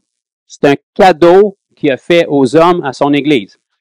Pas supposé d'être une souffrance, c'est supposé d'être un cadeau. Pas supposé d'être frustré contre Dieu pour ça, c'était son idée, puis c'est un cadeau qu'il te fait. OK? Pourquoi est-ce que tu as fait ça? Dieu, on n'avait pas besoin de ça. Je suis content que vous en parliez. Pour le perfectionnement des saints en vue... Oh, OK, il y avait une idée en arrière de ça, là. En vue de l'œuvre du ministère et de l'édification du corps de Christ. L'édification du corps de Christ. Regardez bien, je vais vous lire dans la parole de vie, peut-être que ça va être un peu plus clair. Voici les dons que le Christ a fait. Donc, si on dit que le Seigneur Jésus est notre Seigneur et Sauveur et qu'il est notre Maître, c'est pas nous autres qui décident, là. C'est lui qui a décidé. Puis comme c'est son Église, c'est lui qui décide comment elle fonctionne. Donc, les uns ont reçu le don d'être apôtres ou bien d'être prophètes ou bien d'annoncer la bonne nouvelle. D'autres ont reçu le don de conduire le peuple de Dieu et d'autres encore d'enseigner. Par ces dons, je vous rappelle que je lis dans Parole de vie, par ces dons, le Christ a voulu former ceux qui appartiennent à Dieu. Ainsi, il qui ça, ils? Pas les 5 ministères, là, tous les autres qui appartiennent à Dieu. Ainsi, ils peuvent accomplir leur service de chrétien pour construire le corps de Christ. Donc ça veut dire que selon Jésus, qui est le fondateur de l'Église, l'idée qu'il avait pour son Église, c'était que chaque personne dans l'Église soit impliquée pour construire son corps. Construire son corps, ça veut dire qu'il faut qu'il prenne de l'expansion. OK? Si tu t'entraînes puis tu ne prends jamais d'expansion, il y a peut-être quelque chose qui cloche avec ton entraînement.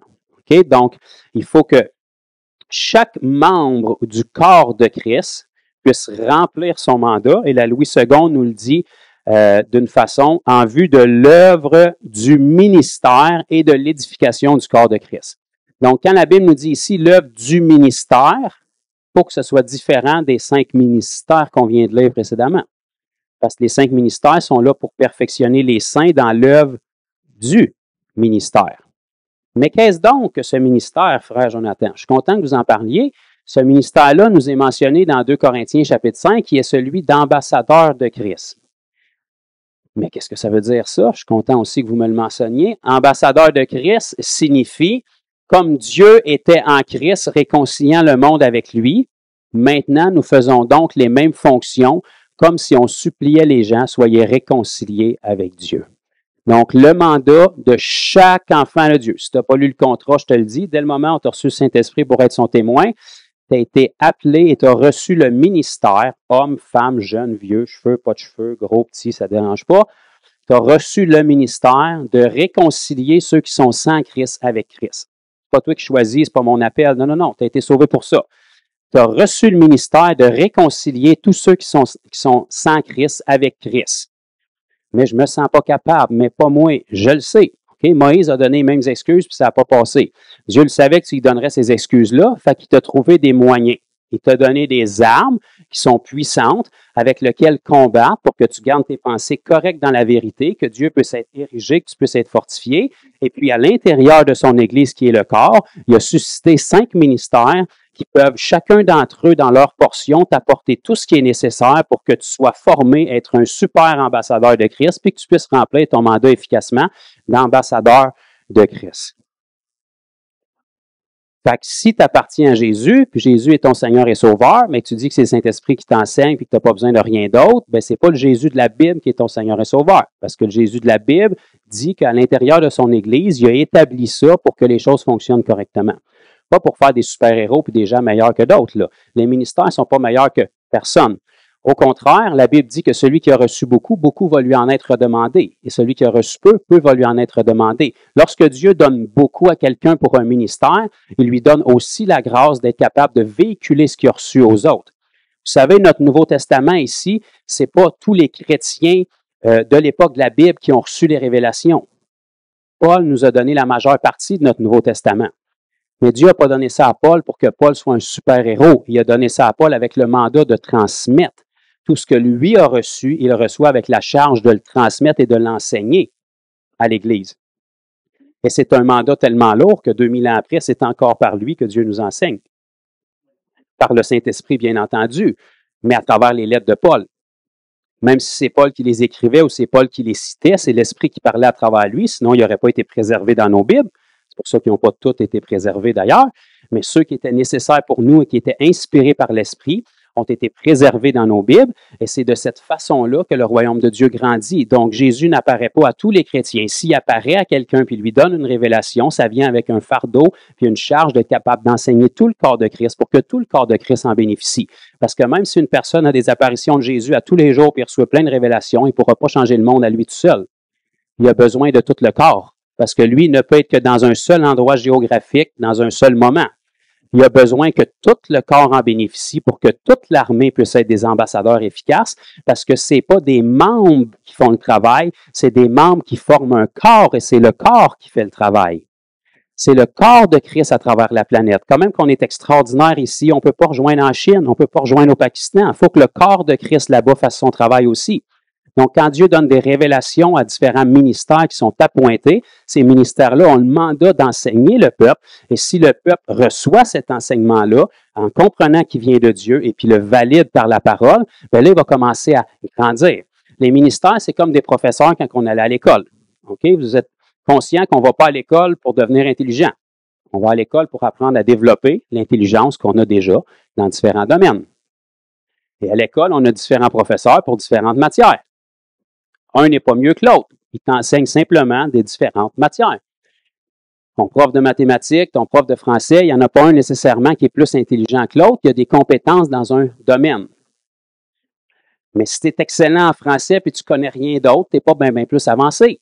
OK? Tu as besoin d'un prof d'anglais, tu as besoin d'un prof de français, tu as besoin d'un prof de...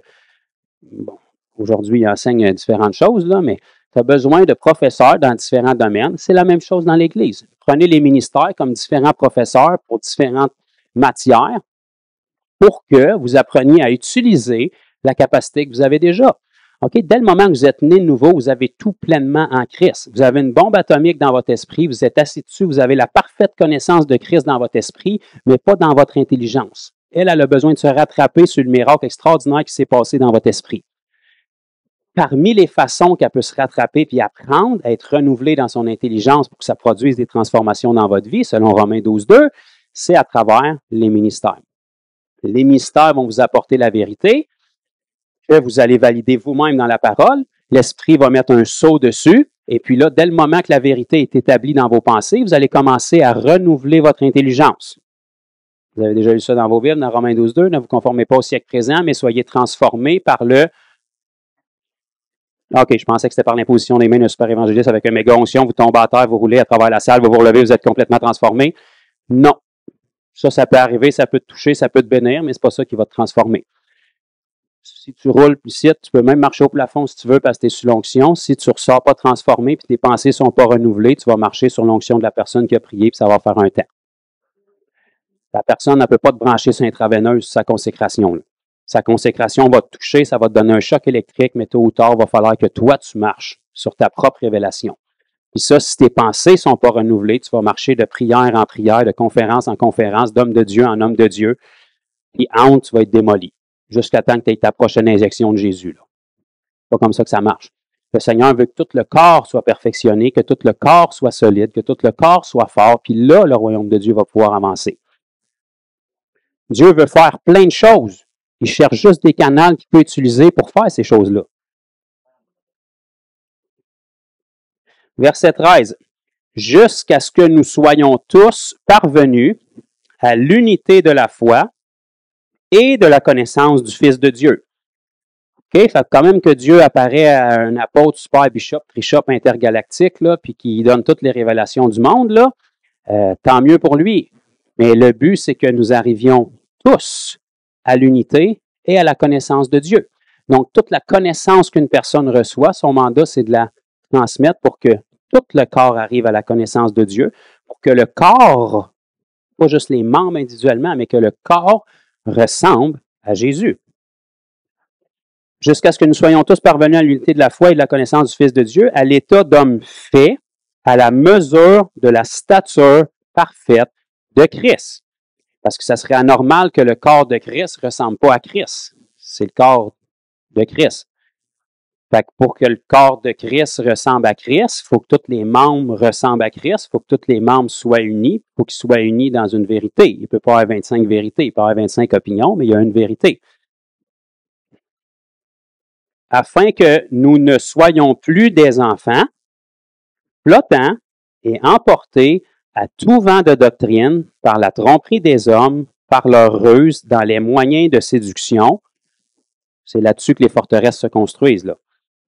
Mais que professant la vérité dans la charité, nous croissions à tous égards en celui qui est le chef, Christ. Ça veut dire que les gens qui ne sont pas sous l'influence des ministères que Christ a établis dans son Église, qui pour X raisons ont été blessés, déçus, frustrés, abusés, et puis qui ont décidé de tout jeter ça de côté, puis c'est le Saint-Esprit qui m'enseigne, vous pouvez aller les voir après 5 ans, 10 ans, puis ils vont être à peu près à la même place qu'ils étaient, en mettant des mots spirituels par-dessus, parce que la Bible nous dit que lorsqu'on n'est pas enseigné de la manière que Christ veut qu'on soit enseigné dans son Église, on va rester des enfants, on va être flottants, on va être emporté à tout vent de doctrine. Le Seigneur va nous parler à tous les jours une nouvelle affaire qui va se contredire avec la veille.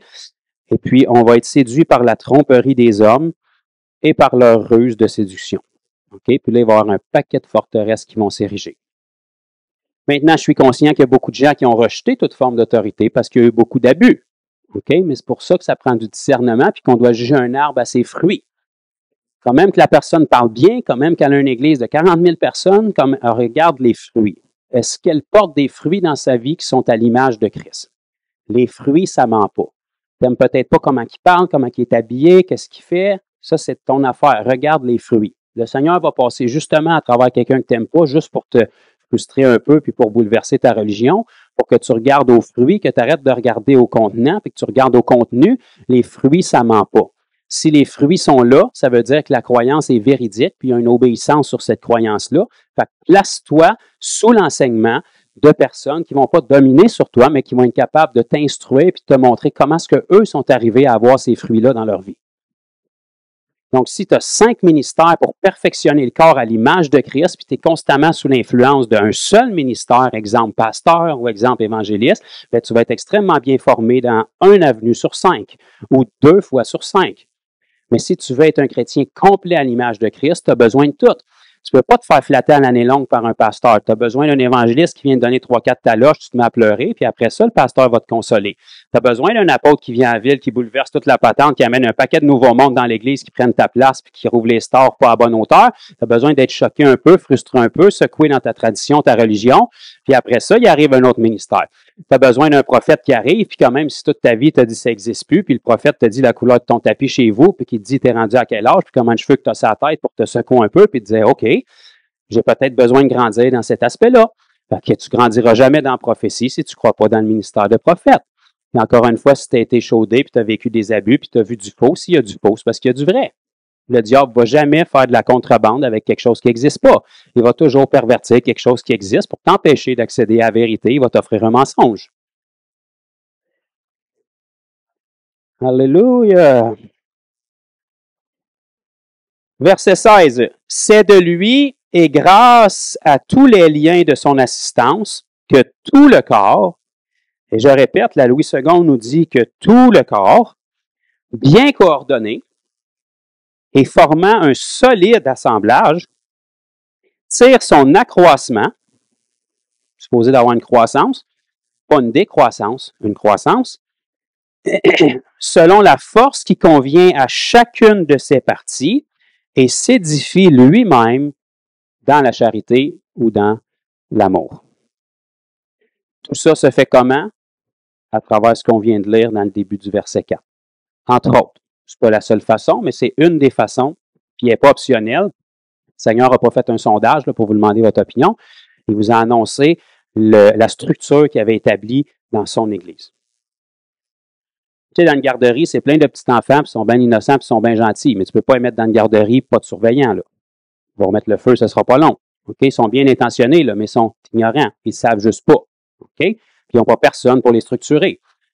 La même affaire avec l'Église du Seigneur Jésus. Là. Si l'Église fait son travail et qu'il y a une croissance, c'est constamment rempli avec des nouveaux bébés spirituels. S'il n'y a pas personne pour surveiller puis pour enseigner, pas pour dominer, mais pour surveiller puis pour instruire, il n'y aura jamais de croissance. OK? Un bébé qui suce son pouce puis qui est à la couche, c'est cute. Mais un bébé de 35 ans qui suce son pouce puis qui est à la couche, là, il y a peut-être un problème. Là, ça commence à être inquiétant. C'est dérangeant. OK? Donc, un nouveau chrétien qui ne connaît pas la Bible, c'est normal. Un chrétien de 10 ans, 20 ans qui n'a pas fini de la lire encore, il y a quelque chose qui cloche. Je comprends que tu as un horaire chargé, puis tu as eu telle affaire, puis il y a eu de la mortalité, mais c'est correct, là. Il ne faut pas d'excuses, là. Tu ne manques pas une journée sur ton Facebook, tu ne manques pas le Journal de Montréal, tu ne manques pas une série sur Netflix, mais ça fait 10 ans que tu n'as pas fini la Bible. Arrête de te mentir, là. OK? Si tu veux construire et tu es sérieux dans ce que tu veux faire, mais tu vas t'arranger pour construire à la façon que la Bible nous donne. Tu vas trouver des gens qui portent du fruit, tu vas te mettre sous leur enseignement, tu vas essayer de grandir. Quand tu vois qu'ils sont en marge et que les fruits ne sont pas là, parle pas contre la personne, mets-la en prière, mets ça de côté, puis cherche la vérité. Et puis la Bible nous dit, celui qui cherche trouve. Si tu es bien enseigné, tu vas bien être formé dans les 5 aspects de ta vie que l'apôtre peut apporter, que le prophète, que l'évangéliste, que le docteur, que le pasteur. Donc, tu vas être un chrétien qui est complet. Ça va bénéficier à tout le corps de Christ. Parce que tout ce que toi, tu reçois, tu as le mandat de leur transmettre. Tu n'as peut-être pas une capacité d'être très éloquent puis un ministère pour être capable de le partager à des foules, mais tu es capable de partager ce que tu as reçu puis tu es capable de porter les fruits par ta propre vie à toi. Et puis là, le corps de Christ, qui est son Église, va commencer à ressembler à Christ. Et quand l'Église ressemble de plus en plus à Christ, la Bible nous dit que lorsque Christ est élevé, les âmes affluent vers lui. Quand les âmes perdues voient Jésus à travers son Église, ils ne sont pas impressionnés par la religion, pas un petit peu. Qu'on soit beau, qu'on sente bon, qu'on ait des belles édifices, puis tout ça, là, puis des gros chiffres, ça ne les impressionne pas, ça. Là.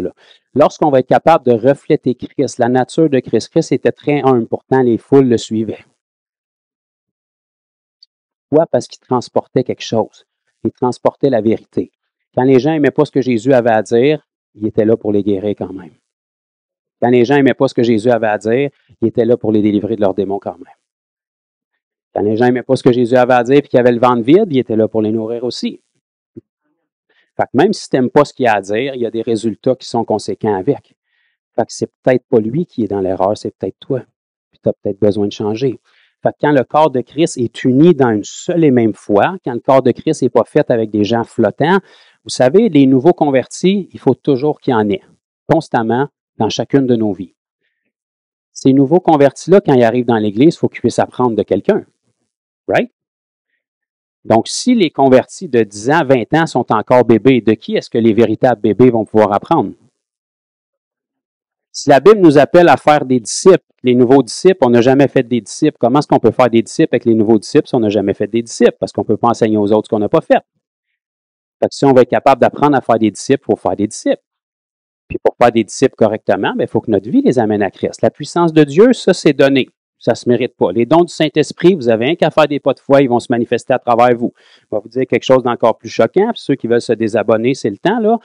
Tu peux vivre dans le péché, puis les dons de l'Esprit vont couler à travers toi pareil, parce que les dons se manifestent par la foi. Mais une fois que les dons font leur travail, puis que les gens entendent l'Évangile, puis qu'ils se convertissent, le modèle de Jésus qu'ils connaissent, c'est toi qui as prié pour eux. C'est toi qui leur as partagé l'Évangile.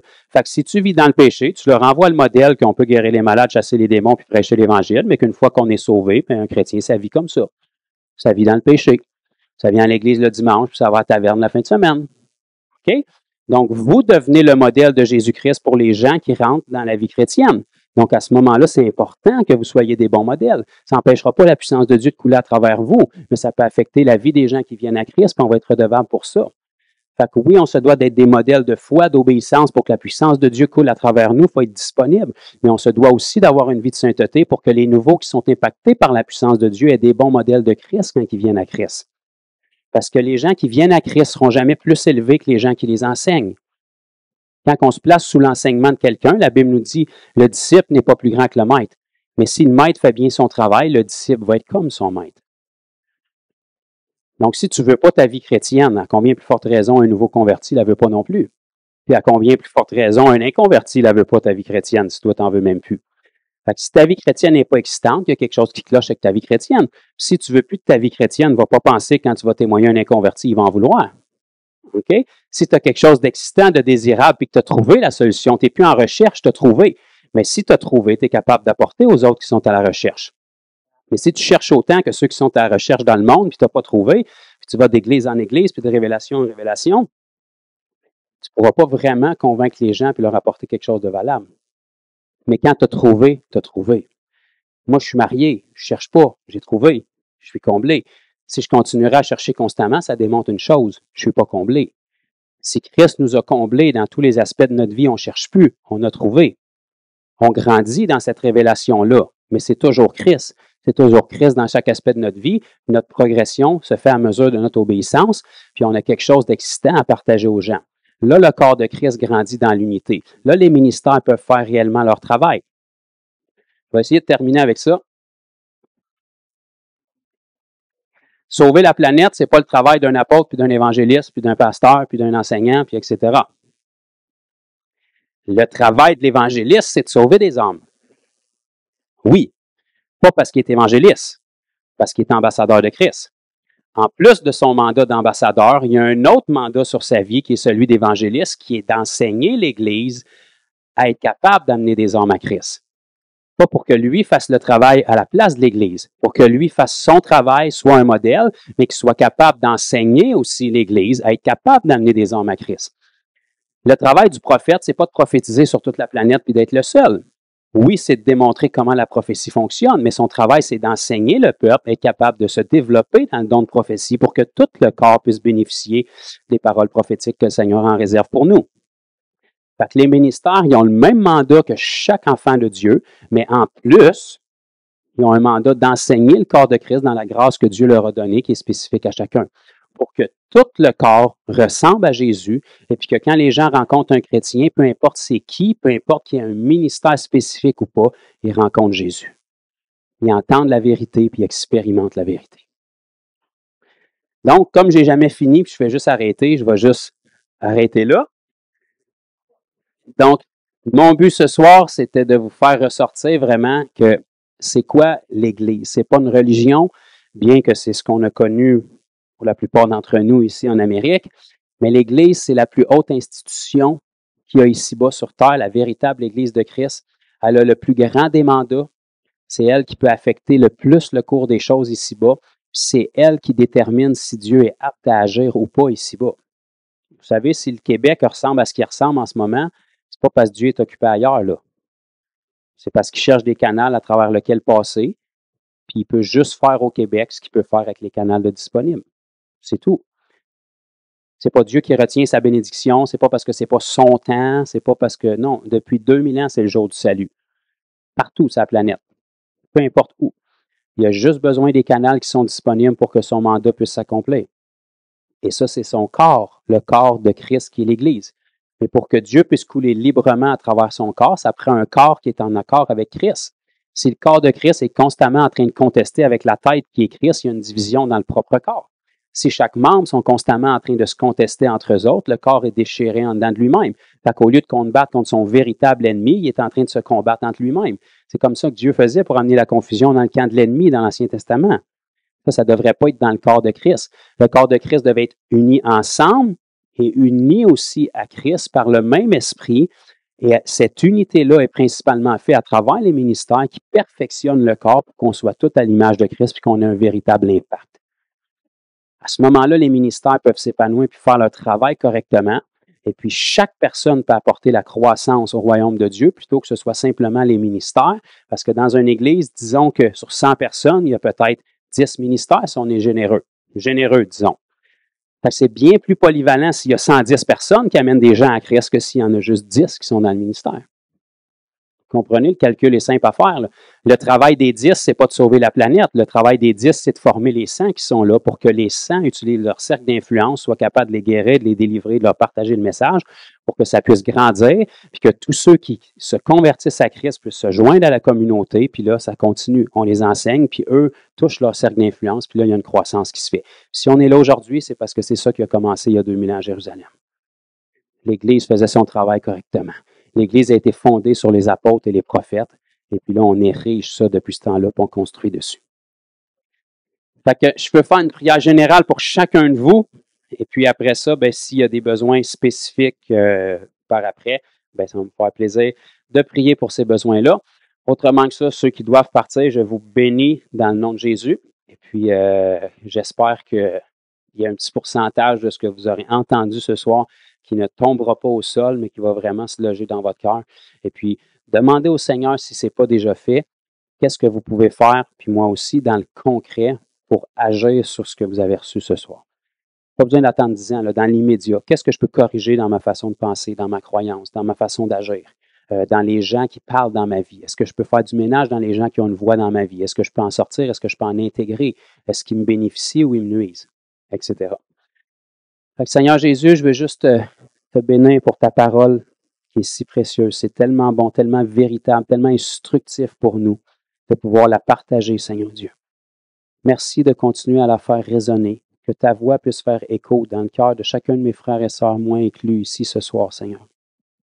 Que vraiment ton esprit puisse, à mesure où on va méditer ce qui a été reçu, que ton esprit puisse venir faire son travail en nous, pour nous montrer dans chacune de nos vies les choses concrètes qui doivent être ajustées. Un petit ajustement peut faire une grande différence au fil des ans. Merci de venir réorienter le tir dans nos vies. Merci de venir mettre lumière sur les petits renards qui se sont émissés dans nos croyances, qui nous volent de grandes bénédictions parfois, sur les fausses croyances qui nous volent de grands résultats dans nos vies. Je te prie, Seigneur, que tu puisses vraiment nous guider pour qu'on soit entouré de personnes dans nos vies qui vont vraiment parler selon ta parole, qui vont être capables de nous apporter des choses qui nous font grandir. Et que vraiment chacun de nous, en tant que membre du corps de Christ, mais en tant qu'Église locale ici aussi, Seigneur, salut et délivrance, qu'on puisse vraiment être un corps qui est uni à toi, un corps qui est enseigné par tes ministères à travers la grâce que tu as donnée à l'Église des différents ministères et que vraiment ta parole, peu importe à travers la bouche de qui est-ce qu'elle sort, qu'elle ne soit pas reçue comme une parole d'homme, mais comme une parole d'ange, comme une parole céleste, une parole qui vient de toi pour nous faire du bien, pour nous instruire. Je te prie qu'on soit un corps, Père, qui est un modèle, une inspiration pour d'autres églises locales, Seigneur. Qu'on puisse être vraiment façonné à l'image de Christ, qu'il y ait une maturité qui s'installe en nous, qu'il y ait un désir de maturité qui soit là dans nos vies, Seigneur. Qu'on puisse être encouragé par les progrès qu'on voit qui se fait dans nos vies, semaine après semaine, mois après mois, année après année, que les gens autour de nous puissent attester de ces progrès-là, de cette maturité-là dans notre vie, et qu'on puisse devenir à notre tour des voies d'influence pour amener d'autres membres du corps à maturité, Seigneur, pour que ton beau nom soit vu à travers nos vies, à travers l'Église locale, Seigneur, et qu'on puisse avoir une marche qui est digne de notre appel. Que les précieux dons que tu nous as donnés ne soient pas gaspillés, Seigneur, mais qu'ils puissent être mis en valeur dans nos vies pour faire connaître Jésus et qu'on puisse te représenter d'une manière tellement juste, tellement précise, que les gens qui sont sans toi vont tomber en amour avec toi en regardant à nos vies, en regardant à ta nature qui émane de nous, dans nos paroles, dans nos actions, afin que lorsque la pression va augmenter, la pression des tribulations, la pression des persécutions, ton Église ne puisse pas être ébranlée, mais puisse être solide dans cette saison-là, afin qu'elle puisse porter du fruit en saison et hors saison, que les gens qui vont être affolés de ce qui se passe sur cette planète puissent trouver réponse à travers le corps de Christ. Forme-nous, Seigneur Dieu, et donne-nous cette mentalité de combattant pour toi, qu'on puisse être disponible à la tâche, avec notre épée à la main, Seigneur, prêt à combattre pour toi, en utilisant avec sagesse les armes puissantes que tu as placées entre nos mains et en sachant qui est véritablement notre ennemi. Je prie ça pour chacun de mes frères et sœurs ici ce soir, ceux qui écoutent aussi, et pour ma propre vie, dans le nom de Jésus.